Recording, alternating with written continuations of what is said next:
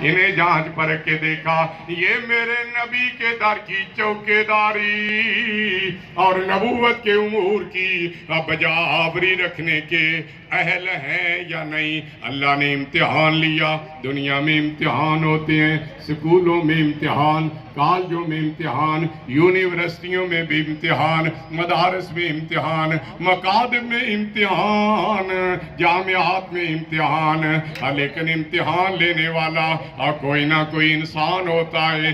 لیکن جب صحابہ کے امتحان کی باری آئی کسی انسان نے نہیں بلکہ عرش والے رحمان نے لیا۔